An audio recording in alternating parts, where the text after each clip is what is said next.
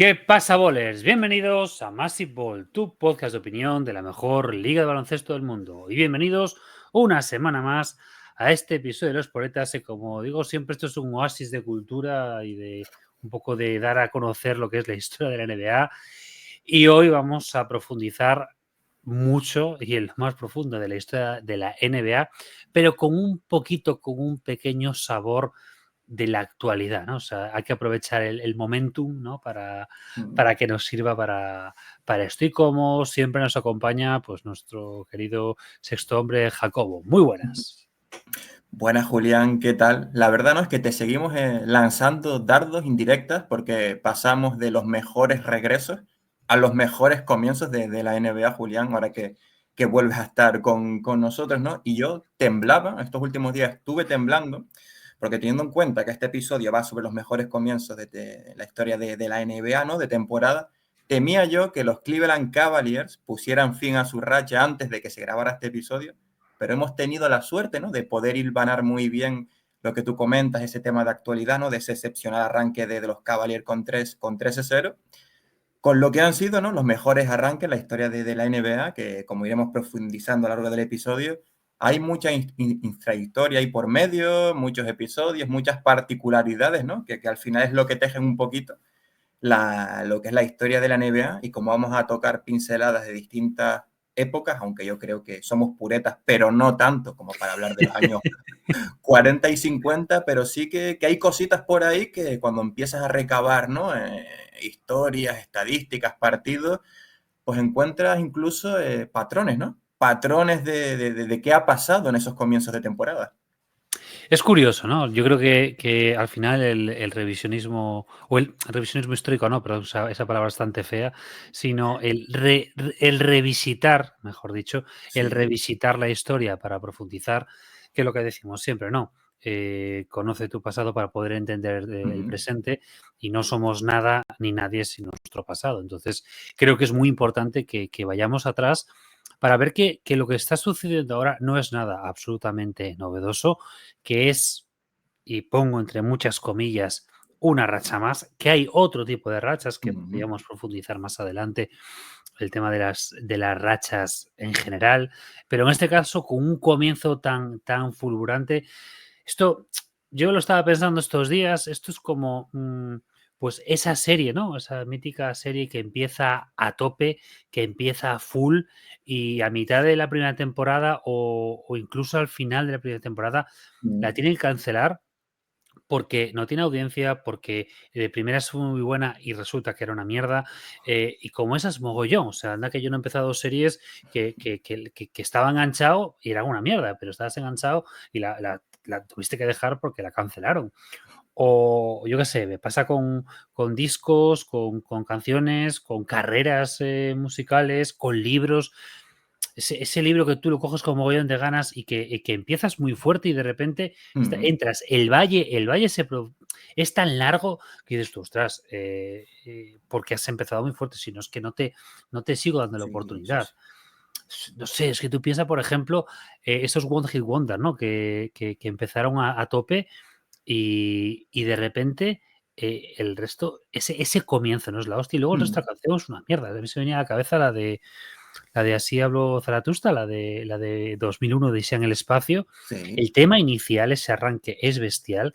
Escuchas el resto de esa obra o de ese movimiento y es no una patraña, por Dios, entiéndaseme, pero que no hace justicia a lo que es ese comienzo. Coges otras y es Jump de Van Halen. Jump de Van Halen empieza arriba y no se baja en los 4 minutos que dura la canción, o sea, cosas así. Un poco para que Sí, entendamos un poquito el sí. rollo de que va. Es verdad que hay series, ¿no? Que son víctimas, yo creo, de su propio, que quieren estirarlo tanto y tanto, ¿no? Porque son éxitos de audiencia, después que si te abren líneas alternativas, que si después no saben muy bien cómo cerrarlas, ¿no? Y te ponen un final abrupto como el de Los Serranos, que todo era un sueño, y ya ahí no sabes cómo. Ponme otro, por Dios, ponme Lost o ponme los. Bueno, yo de Los he hablado, o sea, mucha gente coincide en que el final es malo, pero hay que decir que yo soy de esa corriente de que cuando una serie se convierte en súper aclamada y la ve mucha gente, yo nado en dirección contraria y no la veo. Y Lost no la he visto, pero es verdad que hay mucha gente que dice que el final, que no lo entienden, que no saben por dónde cogerlo, que si los tropearon no lo sé, porque como digo, yo no la vi. Es muy difícil cerrar una serie o una saga bien o al gusto de todos cuando es tan sumamente masiva. Por ejemplo, Breaking Bad. Breaking Bad las dos primeras temporadas y media, hasta el comienzo de la tercera, es una mierda pinchada en un palo, y ahí empieza a subir. Y si tú eres de los que en su momento la veías en situ, no habrías continuado. Yo tuve la suerte de engancharla ya casi pues en la cuarta o quinta temporada, no me acuerdo. Pero ese final que tiene es un final digno para lo que es la serie, que pudo haber sido una cagada absolutamente bestial, pues como pasó con Juego de Tronos, que por las cositas de tener los libros inacabados, pues acabó como acabó.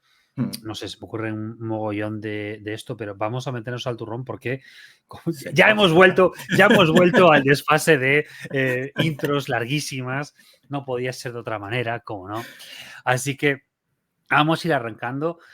Antes de nada, recordar el tema de que nos podéis apoyar en tanto en iVoox Plus o en Patreon, aunque siempre, como dice Óscar, preferiblemente mejor en Patreon porque es una manera más cómoda de seguirlo para ellos. Por supuesto, seguidnos en todas nuestras redes sociales, Instagram, Twitter, Facebook, Twenty, lo que queráis. Y, por supuesto, en todas las plataformas, comentarios, reseñas y todo eso. Así que, pues nada, como decimos siempre, cuando las noches de NBA se hacen largas y los días pesados, siempre tendrás más ball para pasar un buen rato. Comenzamos.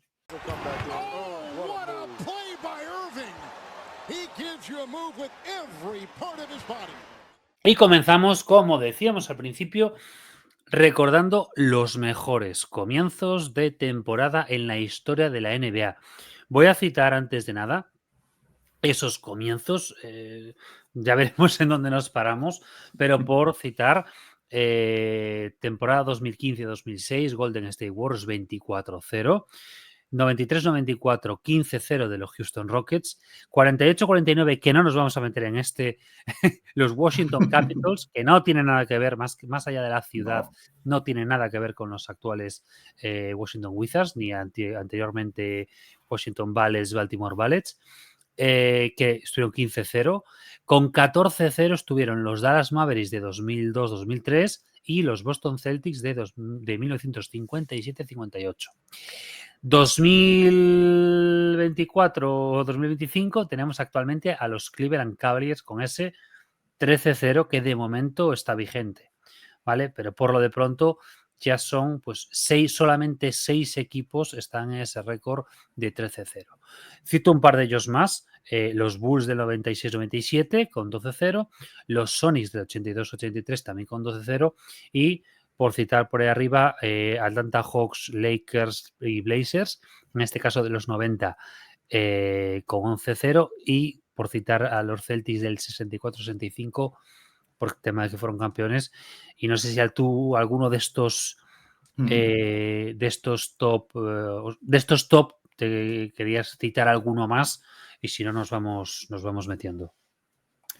No, sobre todo eso, ¿no? Decir que al final equipos que han comenzado una temporada con 10 o más victorias han sido en total, ¿no? 15, pero como iremos viendo ahora, ¿no? Eso no es ni mucho menos sinónimo de anillo, porque de todos ellos solo 3 han logrado ganar el campeonato, ¿no? Por eso aquí es muy importante, ¿no? Como decíamos de la serie, ya no solo tener un inicio rompedor, sino saber acabar. Ya lo dijo Donovan Mitchell esta semana de muy bien, estamos ganando, los chavales, o sea, los compañeros están disfrutando, pero yo quiero ver cómo reacciona el equipo cuando llegue enero, febrero, marzo, abril, cómo estaremos, ¿no?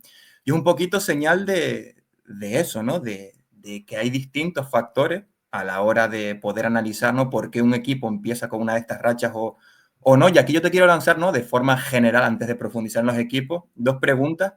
La primera es si crees que antes se podían hacer estos récords con mayor facilidad que ahora, entre comillas, porque si tú recopilas todos los datos entre el 82 y en 2002, 9 de esos 15 récords sea, se hicieron en ese lapso de 2 décadas. Y segunda pregunta, ¿no? Hilándolo con esto es, ¿qué es para ti, ¿no? Los factores más importantes, ¿no? A la hora de poder comenzar una temporada tan, o sea, de forma tan imponente, porque claro, aquí podemos hablar de miles de historias, la tendencia que tengas la temporada pasada, lesiones, calendarios, back to back, que hay tantos matices, ¿no? Por eso, no sé, así, a nivel de valoración general, ¿qué crees tú que puede ser más importante, ¿no? ¿Qué puede tener más peso a la hora de empezar también una temporada? Yo creo que salvo esta temporada y la temporada anterior, era relativamente fácil, y digo, de Mm, relativamente fácil hacer estos comienzos demenciales. Digo, exceptuando estas dos últimas, porque con el tema de la Copa es ese incentivo para que haya más competitividad al mm, principio. Yo me cansé de insistir y lo sigo insistiendo en la mayor parte de los equipos hasta el día de Navidad o una semana antes del partido de Navidad. Para la mayor parte de los contenders es pretemporada.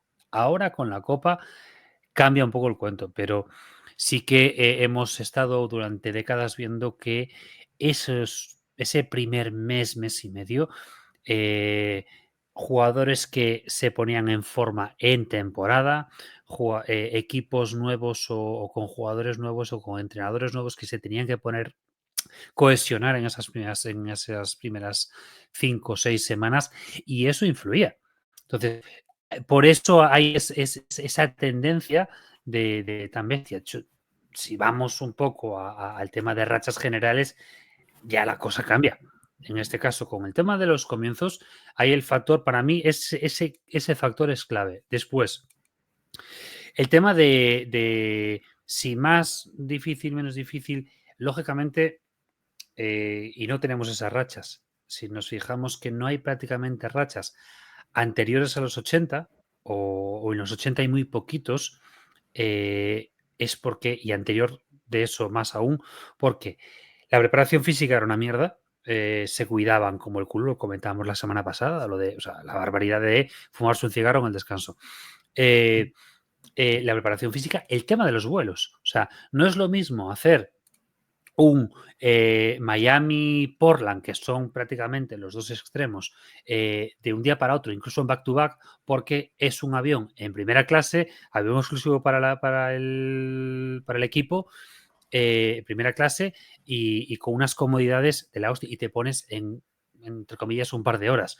Volar hace 30, 40, 50 años de Portland a Miami, no que no estaba, pero de Portland a Atlanta, por ejemplo, es una puta aventura. O sea, eso mm, contaba siempre Mario, no recuerdo qué jugador era, de estos de los Harlem Globetrotters iniciáticos, que claro, que cómo se iba a montar en un sitio, en una máquina del tiempo, porque como llegaba se movía el tiempo al volar en el avión, pues era una locura. O las, como dice Oscar, las horas y horas de autobús, ¿no? O sea, esas expediciones de los Celtics de Bill Russell y Red Auerbach, recorriéndose la América profunda en autobús, con miedo a que, entre otras cosas, le plantaran fuego por ser negros, básicamente. Entonces, claro.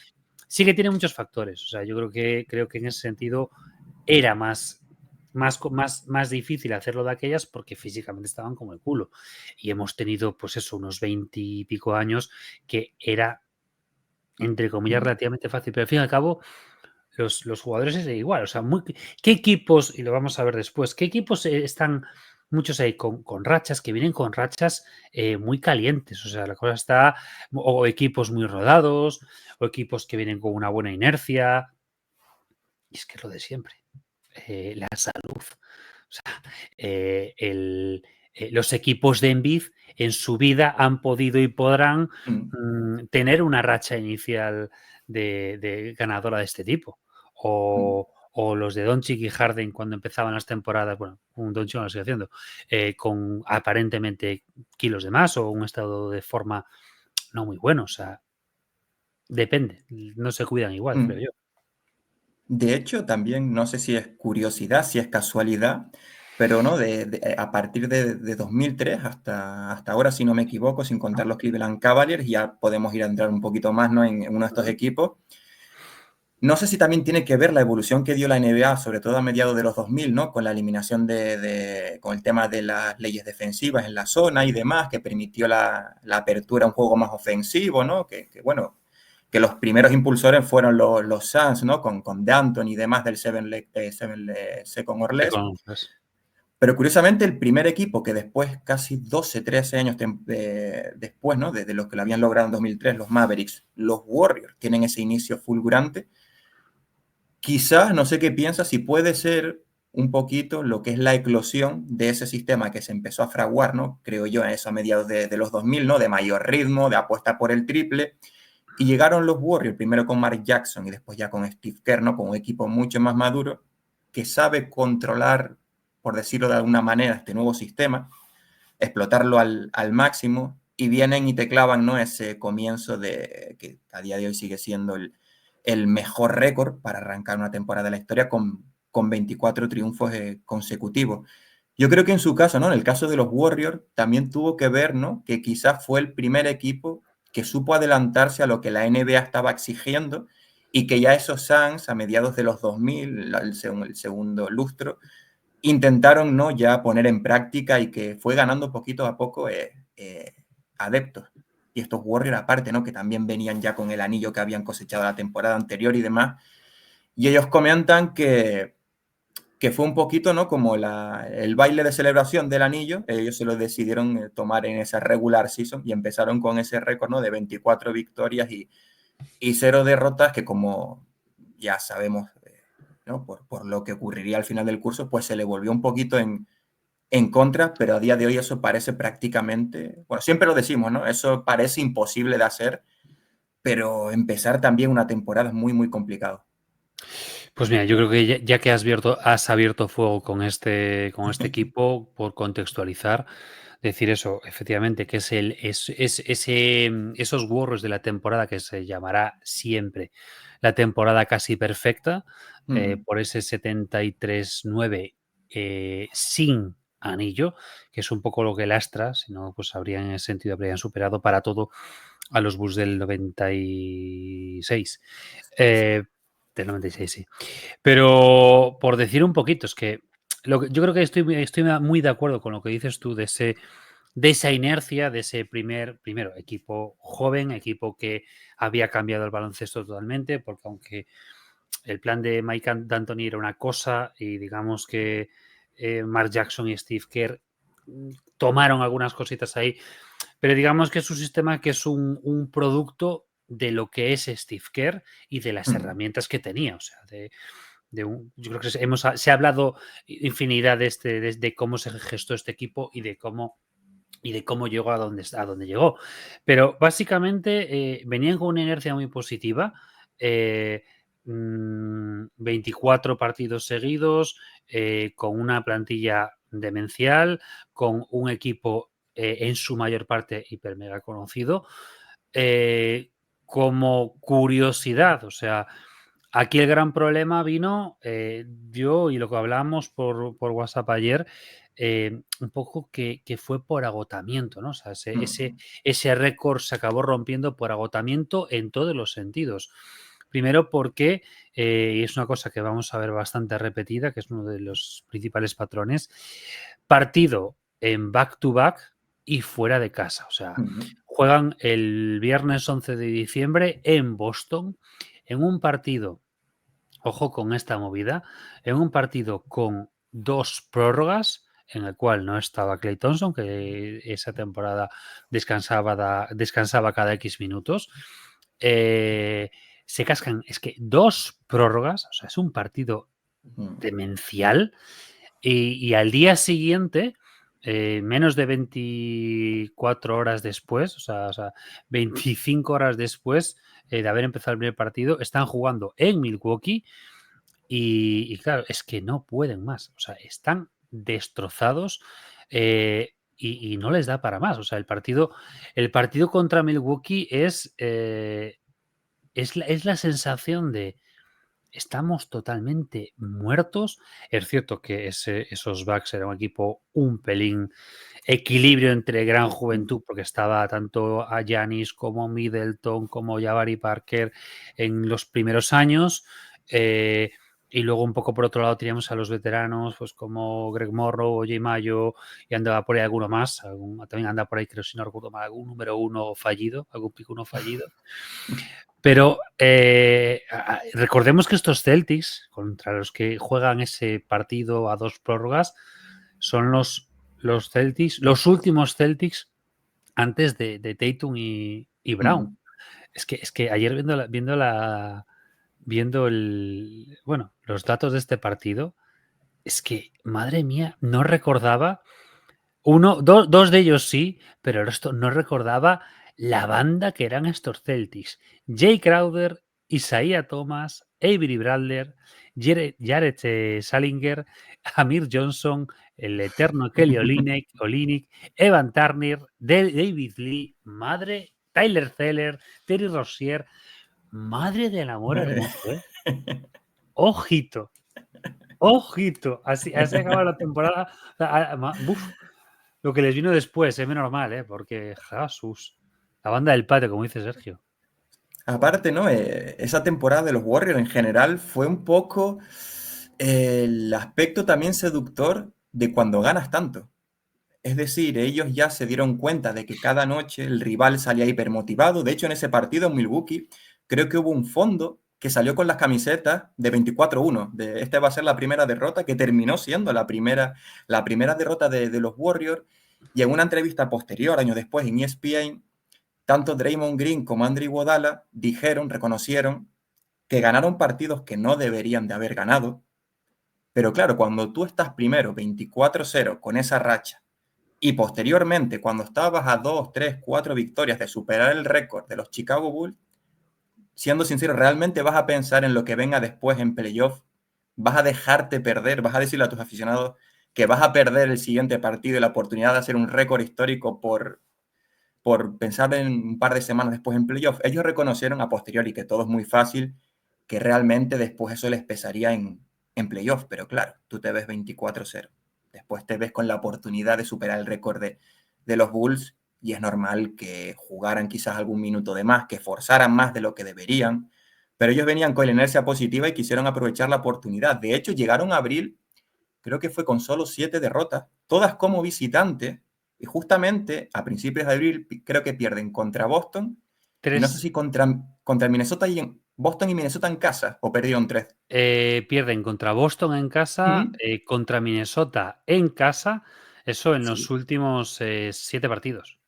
Y después se vieron en la tesitura de los últimos 4 partidos tener que ganarle 2 veces a San Antonio y a Memphis, que es verdad que no eran, o sea, que ya habían pasado los mejores años de los Spurs y de los Grizzlies, pero todavía tenían una plantilla muy potente y claro, eso fue un esfuerzo extra Y que yo creo que aparte al final fue un poquito sufriendo, el desencadenante de lo que pasó en aquellas finales, que bueno, es lo que bueno, después le las echaron en cara, finales ¿no? y las finales de conferencias. Aquí Sí, las sí, sí, finales sí. son también un poco el producto y la consecuencia de tener también que estar remontando Claro. prácticamente contra esos Thunders también criminales y que aunque aparentemente se puede pensar que, porque a veces tenemos muy poca memoria y se puede pensar que, que tanto contra Blazers como Houston, creo. contra ¿No?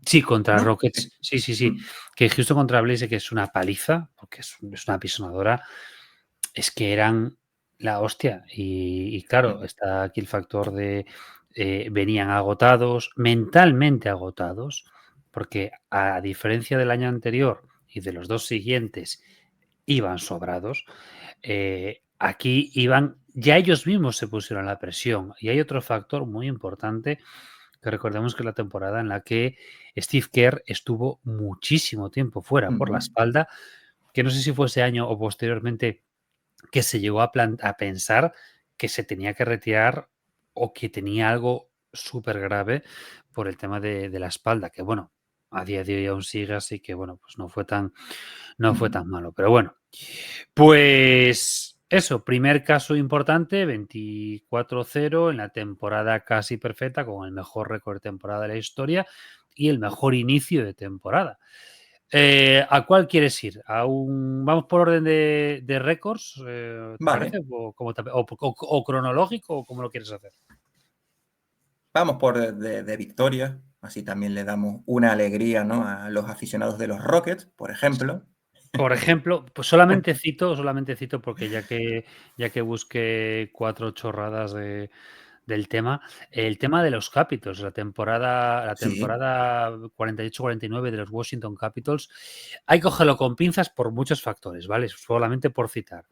Es la tercera temporada de la NBA, ujú, estaban entrenados por un tal Red Auerbach, que igual nos suena de algo, y ese mismo equipo de los Capitals palman en las finales contra los Lakers de Maikan. O sea, no es ninguna tontería, más allá de que es una, es una NBA en la que muchísimas franquicias desaparecen ese mismo año, sí. al año siguiente, porque están ahí los San Luis Bombers, los Indianapolis Jets. Hay equipos que nombres super molones y logos super molones, pero que no tiene cabida. Es una NBA. Eso sí que era una NBA de vendedores y de currantes y de panaderos, porque aquello, ni Ujú. Dios, aquello estaba empezando totalmente y no tenía sentido, pero por lo menos se quedará un poco de cabida a estos Washington Capitals. Sí, una NBA, eso, como comentas, que equipos venían, iban y venían. Yo creo que en eso, desde finales de los 40, principios de los 50, mediados de los 50, la cantidad de equipos que o Exacto. cambiaron de ubicación o que desaparecieron directamente fue una burrada, porque también es verdad que es lo que comentas. Bueno, como ahora, una NBA de mucho empresario que quería probar suerte a ver si, ¿no?, si le salía la gallina de los huevos de oro, pero era otra época, toda la logística, aparte los salarios eran mínimos, como comentas, muchos jugadores, o sea, que pudieran vivir propiamente del baloncesto, eh, dos o tres, los elegidos y picks muy altos, es decir, Jormi Kahn y después vendría alguno de los Celtics y poco más, pero eso Sí, queda un sí. poquito anecdótico. También es verdad que es una NBA, también pasarían los 50, que si eras primero de conferencia, superando una ronda, ya estabas en las finales, que fue Claro. de lo que se benefició también mucho a los Celtics, sin desmerecerlo ni mucho menos, pero era, o sea, era una competición en todos los niveles muy distinto a la NBA que conocemos ahora. Bueno, yo creo que fue desde que llegó Stern en los 80 cuando empezó a tomar forma real de lo que es hoy en día. Ujú. Bueno, pues vamos a los 90 y ahí tenemos ese 15-0 también de los Houston Rockets y aquí sí, en la temporada 93-94, aquí 15-0 de inicio y aquí es el combo completo, porque es la temporada en la que los Rockets se lo llevan absolutamente todo, no solamente eso, ganan el anillo, sino que es temporada también, o sea, prácticamente perfecta. Y aquí tenemos el. Tenemos eso. Olajuwon, que acaba llevándose también el MVP. Por poner en contexto, y dejémonos de chorradas, ni la falta de Jordan ni pollas. O sea, estos Houston Rockets esas 2 temporadas y los New York Knicks estas 2 temporadas son unos auténticos equipazos y hacen 2 temporadones los dos increíbles. O sea, que siempre se pone la etiqueta esta y nada, eso es tremendo. Y no olvidemos, en un oeste demencial, en un oeste absolutamente criminal. Y, o sea, es la temporada previa, bueno, un poco al récord al MVP de David Robinson, pero es que estaban los Spurs de David Robinson del año anterior al MVP, los Suns de Barkley, que aparte venía Barkley con el ojete bastante escocido por las finales perdidas contra Jordan el año anterior. Los Jazz prácticamente en su prime, prácticamente, que no llegaron antes de las finales porque estaban los Rockets y estaban los Spurs y estaban los Suns. Y luego unos Sonics también muy bestias. O sea, y todos Sí. esos eh, lo acaban haciendo también y superando absolutamente a todos. O sea, es Ujú. que es tremendo. No es la temporada en la que quedan sextos. No, no, no. es el primer anillo de los Rockets que su temporada es brutal. O sea, y con un Olajuwon que hemos tardado en ver un señor alto haciendo las barbaridades que hacía Olajuwon. De hecho, en esa racha de 15 victorias, si antes decíamos que el calendario podía influir, aquí ni mucho menos, porque en esos primeros 15 partidos, pues ya le ganan a Utah, le ganan a Phoenix, le ganan a Portland, le ganan a los Bulls, le ganan a los Knicks. Es decir, no es lo que digamos que en otros casos sí puede hacer. No tuvieron un calendario fácil y ya se vio desde el principio que aquellos Rockets iban en serio. Creo que aparte fue la temporada en la que se reforzaron con Sam Cassell y con Mario Elie, es decir, que aprendieron la lección del año pasado. Leí una entrevista que ellos llegaron bastante mosqueados y también, ¿no?, con ganas de revancha, porque justamente en la temporada anterior habían perdido el último partido de regular season contra San Antonio, que eso les hizo perder el factor cancha en primera ronda de playoff, donde, si no me equivoco, le ganaron los Supersonics en el séptimo partido. Y acabaron mosqueadísimos, es decir, hubo reunión de equipo, ¿no? La típica reunión de vamos a salir de esto, desde el primer día entrenando, cambiaron la mentalidad, se aplicaron mucho más en defensa, y yo creo que eso también fue lo que impulsó ese pick de Olajuwon esas 2 temporadas, que fue una auténtica bestialidad. Y es curioso porque apenas 2 años antes, Olajuwon había sonado con los rumores aquellos para abandonar los Rockets, porque no estaba contento con la gerencia, porque no iba a ganar esto y lo otro. Y al final, 2 años más tarde, mira, ¿quién diría que se iba, 2, 3 años más tarde, que se iba a ir con dos anillos? Y es que arrasando, es decir, es verdad que fue la década de los pivots, ¿no? De David Robinson, de Shaq, de Ewing, pero Olajuwon en esos 2 años es que les hizo un traje absolutamente a todo interior que se le ponía delante. Y yo creo que ese 15-0 ya fue un aviso, y curiosamente también, como en el caso anterior, la derrota llegó en back-to-back, si no me equivoco, contra Atlanta. Y Después ya de habían jugar, claro, pero sí. después de jugar en el Madison Square Garden un partido bastante duro, tanto el de los Knicks Sí, como el de los sí. Hawks. Y ya venían también de ganar 2 back-to-back previos. Sí, Y o uno creo que sea, había sido en Utah, ganando en Utah, y en la prórroga. Es decir, que tuvieron que, o sea, llegaron castigados a ese partido en Atlanta. sí, no, es que bueno, es que les fue todo muy complicado, lo que dices tú, jugar contra los Bulls y contra los Jazz, o sea, jugar en Houston y jugar al día siguiente contra los Jazz en Salt Lake City y previamente contra los Sixers y contra los Nets, o sea, fue encabezar también en New Jersey y en Indianápolis, o sea, ir encabezando esos partidos uno tras otro. Aparte de esto, es que lo que pasa, lo que luego vimos con el tema de los Warriors, los equipos se hipermotivaban para ver quién se cargaba la racha. Y Claro. precisamente el partido de Atlanta es que, por ejemplo, mira que Dominic Wilkinson, para lo que es Wilkinson, hace un partido muy bueno, no es un partido de la hostia, pero es que, por ejemplo, Mookie Blaylock está pero desquiciado, o sea, hace un partido demencial. Y es un poco también lo que acaba reventando y ya no hay más por donde cogerlos. Pero bueno, por lo menos después siguen, mantienen una racha, no llegan a las 60 victorias, o sea, ellos aseguran y ya se dejan ir, pero por lo menos consiguen ese número 1 y eso pues les acaba favoreciendo pues para tener un comienzo, o sea, para hacer todos los playoffs empezando en casa, o sea, y eso les da la clave, salvo en segunda ronda contra los Suns, o sea, el trabajo de toda la temporada funciona exceptuando contra los Suns, que pierden los 2 primeros partidos en Houston y luego pues tienen que hacer un poco la de seguir un poco más, y de hecho llega un séptimo, como decimos, con ese Barkley que estaba intentando pues recuperar, ¿no?, lo perdido.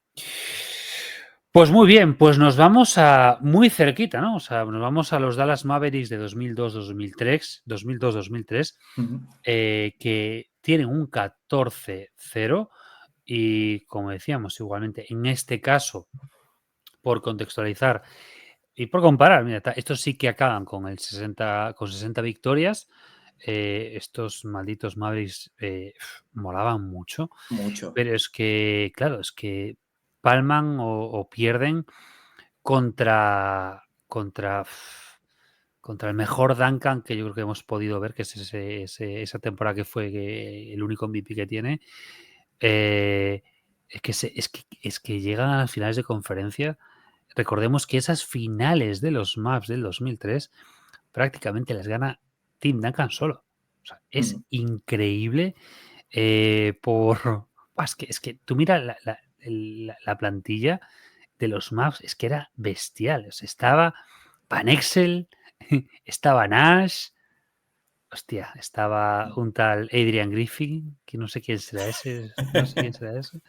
No, pero joder, la pareja Sí, la pareja de interiores con Dirk Nowitzki y Sean Bradley, eso era también mítica. criminal. Hostia, maravilla. Era poesía Y, pura. y con la Friend, ¿no? Que le daba, era de esos pivot altos, pero que le daba un poquito de alergia a la pintura, ¿no? Que le gustaba más bien tirar de tres, pero era un equipo muy molón, con Michael Finley. Y aparte, esos primeros 14 partidos, es decir, fueron una auténtica burrada, porque no, según los datos de, ¿no? Estuve mirando en la etiqueta de Advance de la web de la NBA, es que superaron a sus rivales, o sea, tenían un net rating en esos primeros 14 partidos de más 23,8. Es decir, por cada 100 posesiones superaban a sus rivales en casi 24 puntos, y es que era una auténtica barbaridad. Y eso que todavía yo creo que ni Nash ni Nowitzki habían alcanzado su prime como tal. Es decir, ya Ah, eran All-Star, eran de los mejores jugadores de la NBA, pero lo mejor se vería eso a partir de 2005, 2006. Y quién sabe si a lo mejor con un poquito de salud, porque creo que Nowitzki se lesionó en aquellas finales de conferencia contra San Antonio. No sé si se había lesionado el tobillo, creo, en el Game 3. Y a lo mejor si ese equipo se hubiera mantenido, si hubieran tenido un poquito de mejor suerte, a lo mejor hubieran podido tener un anillo, pero no, Julián, ¿cuánto le ha pasado? ¿A cuántos equipos no le habrá pasado eso? Que apostaban muy alto, pero se cruzó por ellos otro equipo mejor, y aquellos Spurs eran una locura y no todos pueden ganar al, al final. es que ese es el problema y aquí tenemos es que se pierde prácticamente lo que tú dices desde el tercer partido.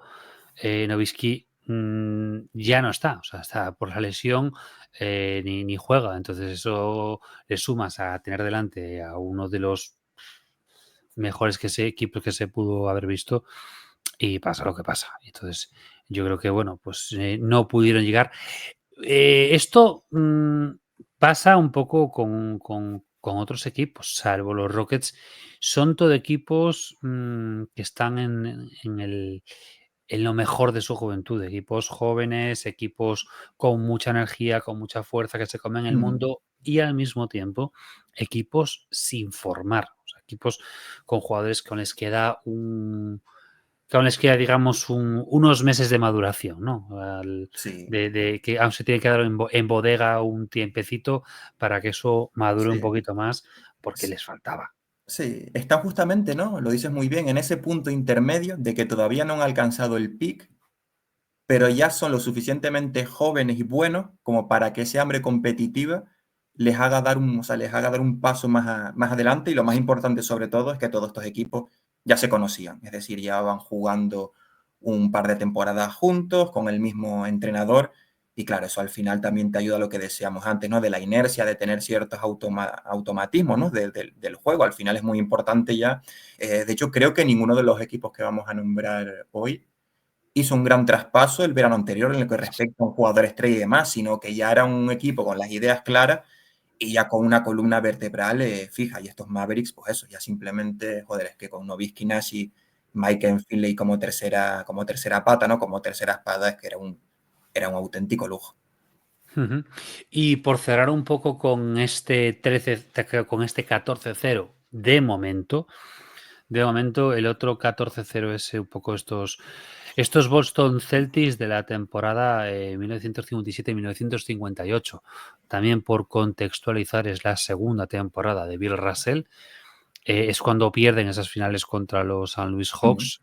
Recordemos que con Bill Russell lesionado, que juega el sexto y el séptimo partido totalmente lesionado y aún así se casca 23 y 32 rebotes. Pero pasa un poco lo que llevamos siempre, ese patrón que decíamos, porque juegan en back-to-back después, o sea, en los contra los Knicks en Filadelfia, o sea, por encima en campo neutral, pero bueno, aquí la clave es ese factor que yo decía antes de desplazamientos horribles, malas condiciones físicas. Aquí por encima juegas contra unos Knicks bastante buenos, 2 partidos seguidos, uno es cierto que lo juegas en Boston, pero al día siguiente te vas a jugarlo a Filadelfia, que Filadelfia es más New York que Boston, y eso al fin y al cabo es un problema. De hecho, ese partido, la diferencia de otros partidos de estos Celtics, que eran una apisonadora, es que están desaparecidos totalmente. Y no es por falta de jugadores, sino que estaban todos bien, pero es que estaban agotados. O sea, es que ese récord de 14-0 es un meritazo tremendo para la época en la que se desarrolla. Sí, sí. Y que era más habitual de lo que pueda parecer eso de jugar en cancha neutral. Es Para decir, vender el producto. ¿Era para vender el sí, producto?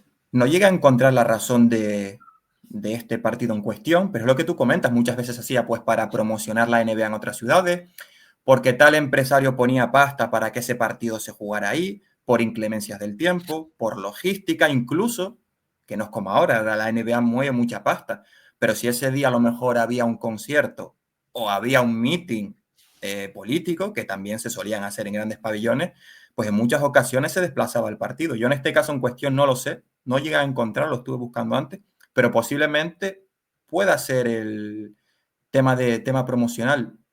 Los Warriors estaban ya en Filadelfia ese año. Que estaban como en Filadelfia había equipo, que en Filadelfia estuvo habiendo equipo prácticamente siempre. Sí, Si no era como Philadelphia Warriors, era como Warriors. Philadelphia 76ers, pero vamos, que siempre estaban ahí. Pero da igual, o sea, el tema es juegas eso en Filadelfia para vender el muñeco porque quieres vender a Bill Russell. Es que claro, estás juntando a dos equipos muy potentes, a los Knicks, que siempre, desde que Gran nacieron, siempre mercado. tuvieron mucho mercado, y los Celtics de Russell y compañía exactamente lo mismo. Entonces eso te es marketing puro y duro. Pero bueno, como decíamos antes, es un equipo que no consigue ganar el anillo, pero aún así, pues oye, bastante meritorio. Y bueno, creo que es una de las únicas 2 finales perdidas que ha perdido Bill Russell. Recordemos que en toda su carrera como universitario y como profesional solamente perdió 2 finales. Y no porque no las jugase, sino que las jugaba y las ganaba todas. Todas. Pero bueno, es otra baloncesto y otra NBA. Sí. Pues muy bien, pues nos quedamos con la de los Cavaliers, que está ahí un poco de qué va a pasar con esta de los Cavaliers. ¿Dónde crees, cuándo crees, si crees que puede acabar esto? Yo estuve mirando ya el calendario, ¿no? Por la tendencia que hemos visto, de cuál es el próximo back-to-back. Creo que tienen uno la próxima semana, no recuerdo ahora dónde, pero quizás Sí. pueda estar un poquito ahí, ¿no? El punto de inflexión, el punto de ruptura. Al final van a tener que perder algún momento. Y yo te lo digo, viendo lo que le ha pasado a grandes equipos, quizás lo mejor que le pueda pasar a los Cavaliers en cierto punto es perder un partido y también quitarse en cierta medida, por una parte, la presión de ellos mismos y por otra parte, lo que comentas, la hipermotivación con lo que se puedan enfrentar a otros conjuntos. Al final, estos Cleveland Cavaliers empezaban la temporada siendo un poquito un equipo de perfil medio-bajo, ¿no? Es decir, cuarto, quinto del este. Y ahora a ver qué se puede esperar de estos Cavaliers, de los 15 equipos, ¿no? Que han tenido un récord de 10 o más victorias consecutivas para empezar la temporada. 11 jugaron al menos finales de conferencia. Yo no sé, Julián, si las expectativas de los Cavaliers pueden haber cambiado después de este inicio de campaña o van a seguir yendo con lo que esperaban al principio, porque es verdad que cumple muchos factores. El equipo es el mismo, han mantenido completamente la misma plantilla que la temporada pasada. Parece que con Kenny Atkinson la pareja Garland-Donovan Mitchell encaja mejor, no es lo de simplemente alternarse lo de alternarse posesiones, sino que más o menos encajan todos en el esquema y no se han lesionado ninguna de sus estrellas, que la temporada pasada sí les pasó. Yo no sé, me gustaría, ¿no? Por lo menos de cara, ¿no? A la galería, porque es un equipo también, yo creo que disfrutón, están jugando muy bien, vosotros lo sufristeis, ¿no? 2 partidos contra los Cavaliers que se decidieron por muy poquito, pero juegan bien, muevan el balón. Por lo menos me gustaría que superaran el 15-0 y que eso, con un 16, 17-0 y que tengan su lugar especial en la historia, se lo merecen, un equipo bastante disfrutón. Y a partir de ahí, lo preocupante, lo más peligroso es si se reformulan las expectativas para la temporada, porque si partes de un curso en el que dices, bueno, pasamos lo peor, que era renovar al núcleo, a callar por un momento los rumores sobre Donovan Mitchell, y ahora a ver qué te planteas, porque quizás la afición se viene arriba, la gerencia también, te planteas llegar a finales de conferencia, y en primera ronda todo puede pasar. Aquí la primera o esta inercia lo que puede traer consigo positivamente para los Caps es, ya que hemos llegado hasta aquí, vamos a darlo todo para intentar ganar los 4 partidos de la Copa y ir a la Final Four e intentar plantarse en esas finales, bueno, en ese torneillo y ganarlo. Pero es que claro, aquí lo que tenemos es, que es lo que decíamos, ¿no? Ese patrón se cumple la semana que viene, efectivamente. Del martes y miércoles juegan un partido en Boston y al día siguiente en casa contra Pelicans. Aquí el problema es que el primero lo juegas contra Boston. Y para mí es un riesgo porque estos Celtics, es cierto que han perdido, el otro día perdieron contra los Hawks en la Copa, Sí. pero y se quedarían, ojo, se quedarían con, vamos, que 15 o 16 victorias, que es muy meritorio igualmente. Si no, el otro punto en el que se cruzaría, o sea, que aparecería el patrón, es el 7 y 8 de diciembre, porque ahí está otro back-to-back en Charlotte y al día siguiente en Miami. O sea, ahí si llegaran a ese 24/25, ahí ya se finí, porque lógicamente jugar ya 24 partidos y enganchar dos back to, o sea, ese back to back fuera, por mucho que sean los Hornets y por mucho que sean estos hits que no engañan a nadie, lo veo complicado, pero yo creo que aquí como máximo lo normal sería palmarlo en Boston o como mucho ganar en Boston, darlo absolutamente todo para ganar ese partido y un poco que le pase como a los Warriors después de jugar contra los Celtics y ya en casa, que sería una putada, pero en casa contra Pelicans, contra unos Pelicans mermadísimos, sería ya te confías y te la pintan, te pintan la cara, pero bueno. Esa victoria contra Boston sería importante, sobre todo por el mensaje que lanzas también en la conferencia Es decir, la racha puede durar a partir de ahí más o menos, pero ahí también estás mostrando ya, poniendo todas las cartas sobre la mesa y diciendo que vas en serio. Yo creo que el back-to-back va a estar la clave porque los dos que han jugado hasta ahora creo que le ganaron una a Milwaukee por 1 punto y otra a los Nets por 5. Es decir, ahí se nota que llegan justitos. También esa posición de alero yo creo que es la parte más débil que tienen, ¿no? A nivel estructural del equipo. Y es importante, yo creo, cuidar a Donovan Mitchell, que tiene un historial de lesiones, sobre todo de tobillo, nada especialmente grave, pero sí reiterado. Y es lo que le pasó a los Warriors, ¿no? Obviamente, con las diferencias de cada uno, de forzar de más ahora, quizás cuando llegue a abril puede pasarle factura a los Cavaliers, pero de momento son la sorpresa positiva de la temporada y no es casualidad, sino que están jugando realmente bien. Yo creo que ellos, Oklahoma y Denver, quizás por Jokic, porque Por está Jokic, quizás es lo mejor que he visto hasta ahora esta temporada, y Phoenix, que ahora sin Kevin Durant pues han perdido un poquito de punch, ¿no? Pero lo de los Cavaliers no se lo esperaba, creo que nadie, que empezaran tan bien, y en estas primeras 3 semanas es que están jugando muy bien, ¿eh? Muy bien. Y con Oklahoma, que pensábamos que con la lesión de Holmgren, que va para 4 o 8 semanas, que estaba ya sacándole color al estante para meter el Defensive Player of the Year, que ya en este mes que llevamos ya era para él, y aún así han sabido pues dar una vuelta al juego, dar una vuelta al estilo y adaptarse perfectamente a lo que hacían hasta que llegó Holmgren, y es una auténtica pasada, eso es increíble. Pero bueno, eso no sabemos, esperemos que dure lo máximo posible y joder, que lo podamos utilizar en otro episodio de rachas largas o yo qué sé, porque la verdad que sería muy bonito porque es una franquicia pequeña. Recordemos que ya a día de hoy ya es la racha más larga de la historia de la franquicia. Ya no solamente el comienzo, sino que es la racha más larga de la franquicia, que eso, teniendo en cuenta que la historia de los Cavs es una historia muy potente, sobre todo 80 y quizás un poquito en los 90, y después los años de LeBron, o sea, no estamos hablando de los Hornets, estamos hablando de una franquicia que tiene historia, que tiene caché.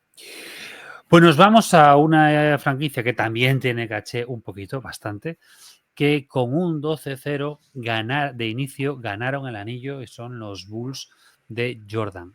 Precisamente, bueno, los Bulls del 96-97. Es decir, después del cuarto anillo, es decir, después de esa temporada perfecta con 72-10 y ganar el anillo, pues lo que decíamos un poco, una situación muy parecida a la de los Warriors. O sea, vienes con esta inercia, vienes con una energía bestial, porque estos Bulls venían también enchufadísimos, Jordan venía aún mejor, y enganchan esa temporada.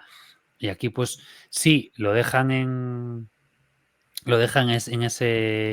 esa decimosegunda victoria, pero es aquí, como no podía ser de otra manera, en esa temporada, pues apareció Salt Lake City.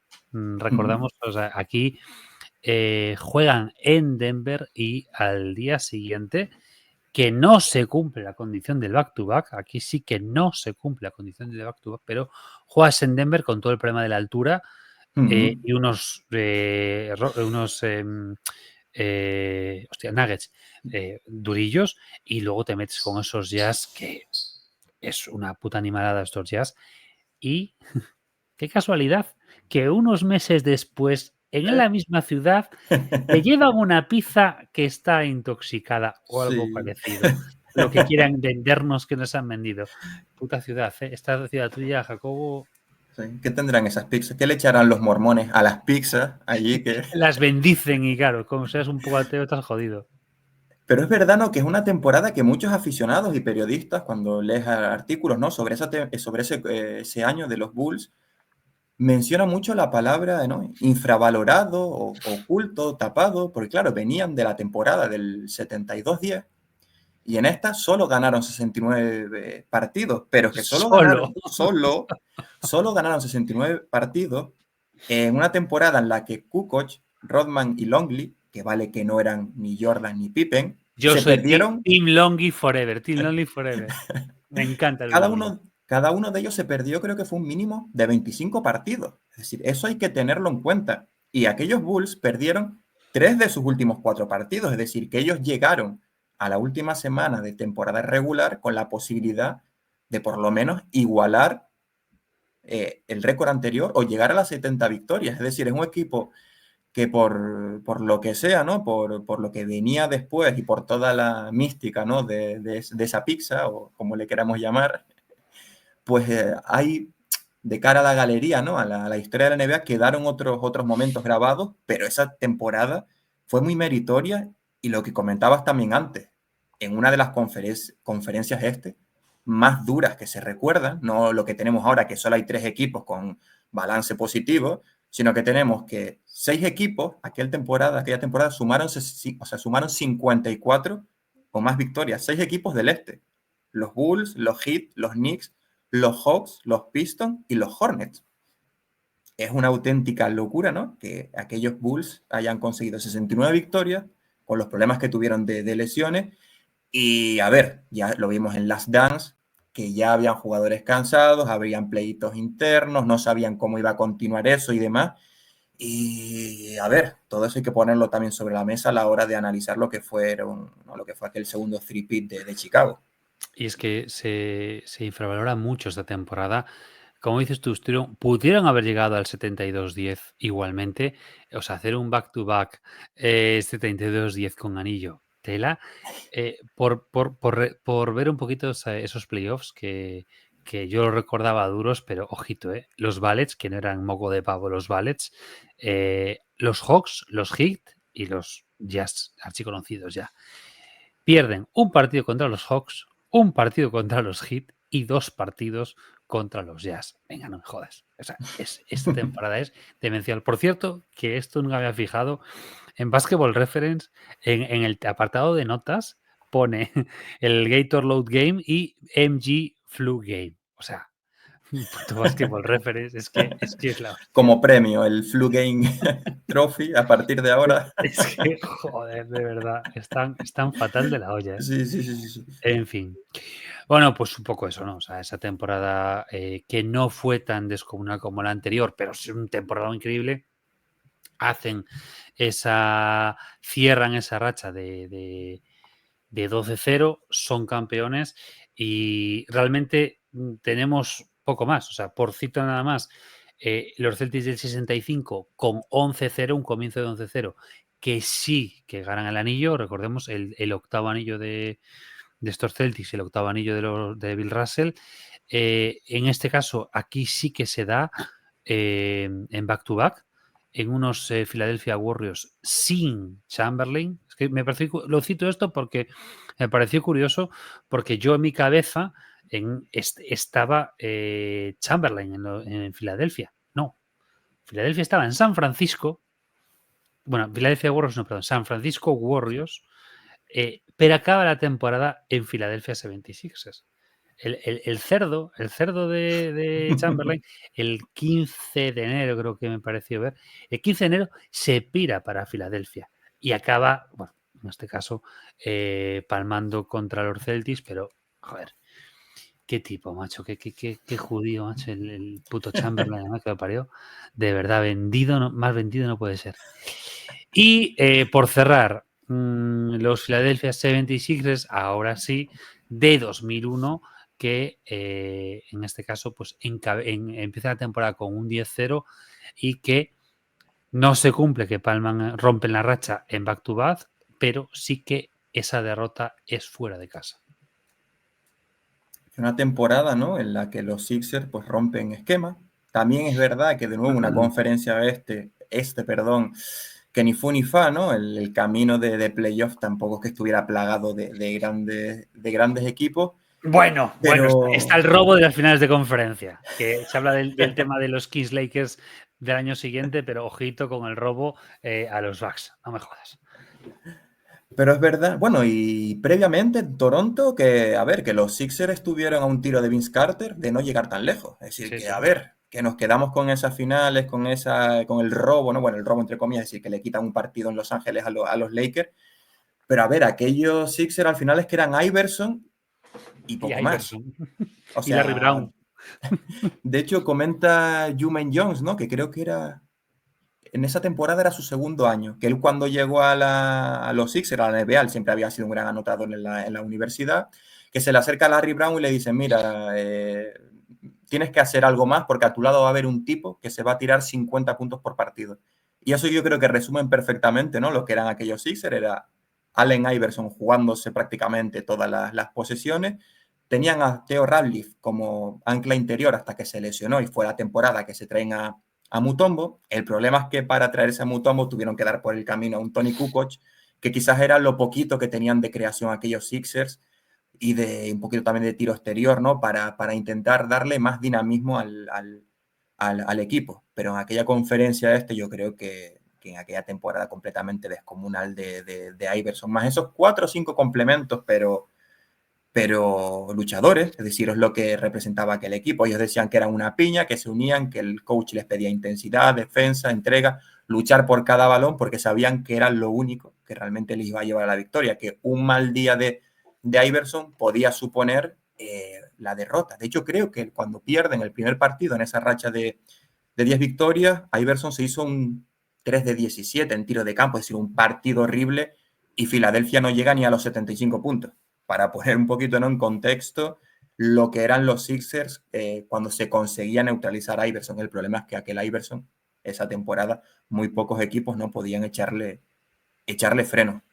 Y es que 3 de 17, o sea, y falla un triple, o sea, falla un tiro libre, o sea, tira 2, falla 1, o sea, un auténtico desastre para lo que era Iverson. Es que hace menos 22, es que, y si miramos en este caso por quintetos, es que es horrible el quinteto, que siempre dice Tony que hay que mirar un poco el tema de los más menos por grupo.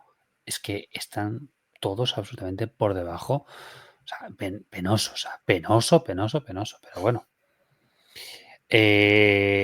Yo soy de los que en su momento, yo creo que era por la maldita adolescencia, de que tenía adoración por Iverson y tenía adoración por esos Sixers. De adolescentes somos muy estúpidos.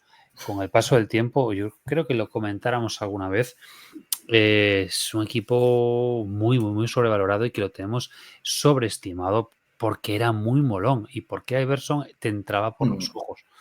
Pero y no lo digo por el tema de que no tenga joyería, sino porque era un tío con un potencial increíble, un tío que verlo era alucinante, pero como era un puñetero vago y le faltaba actitud, y luego aún por encima tampoco le rodearon lo mejor que pudo, pues bastante hizo que no le provocó un infarto múltiple a Larry Brown, teniéndolo Pero enfrente. casi, pero casi. Esa temporada hicieron un poquito las paces por lo típico, ¿no? De cuando las cosas van bien, pues apartas momentáneamente o temporalmente, ¿no?, las rencillas internas que puede haber. Pero a ver, yo creo que leí que se lo intentaron largar a Iverson 1 año o 2 años antes. Tuvieron negociaciones con los Pistons y no sé qué movida hubo al final. Pero alguien como Larry Brown dirigiendo a alguien como Iverson, es que la noche y el día a nivel de actitud, y sobre todo aquel Iverson, que ya no solo es lo que hacía en la cancha, ¿no?, sino esas pintas de rapero, las cadenas, pantalones anchos, eso también yo creo que impactó mucho en la cultura del baloncesto del momento, ¿no? Habría que hacer un extraña pareja, un especial, la extraña pareja. Tenemos a Iverson y Larry Brown, a John Wooden y Bill Walton. Pareja de entrenador-jugador o jugador-jugador, que aquello es como el día y la noche. O sea, Sí. como ese episodio de Los Simpsons del jugador de fútbol americano con el corte militar y el otro con la melena y las patillas. Es que de verdad. En fin. Pues yo creo que ya podemos echar el cierre, que ya nos hemos columpiado bastante, ¿no? Sí. Y bastante completito, ¿no? Sí, o sea, yo creo que nos quedamos un poco con ese 13-0 de los Cavs actuales y los posibles.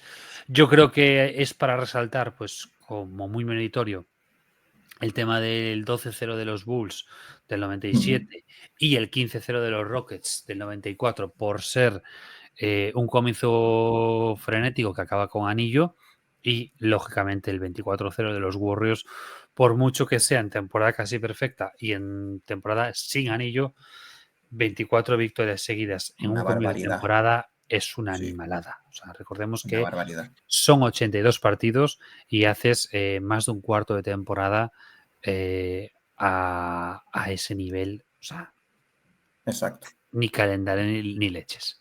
Sí, es como ventilarte eso, casi un tercio de temporada al empezar. Ya te puedes casi que echarte en la hamaca el resto del año, porque hubieran podido, con la propia inercia del equipo, mira, con esto ya. Sí, Pero no, bueno, es la de que si Jordan quisiera mantener su comparación con otros jugadores, podría volver y estar no sé cuantísimos partidos sin anotar un solo punto y seguiría siendo siendo... récord de anotación de puntos por partido. Bueno, pues yo creo que vamos a cerrar. Se despide como siempre vuestro hombre Jacobo. desde la profundidad de Salt Lake City y del Mormonland. Muchas gracias a todos los que han comentado, pues eso, David Blau, Sergio Ochoa, Emanuel, One for All, gracias por comentar. Gracias a todos los que nos escucháis desde vía podcast. Todos los comentarios son agradecidos, escuchados y leídos, no, leídos más bien, y que pues volveremos posteriormente, más adelante, con otros temas. Y recordar redes sociales, patreon.com/massiveball y todo. Así que lo dicho, muchas gracias. Y no olvidemos newmassivemedia.com, la nueva web de Massive Ball. Y nada, que nos digáis lo que queráis. Y nada, que tengáis muy buena semana. Adiós. Chao, chao.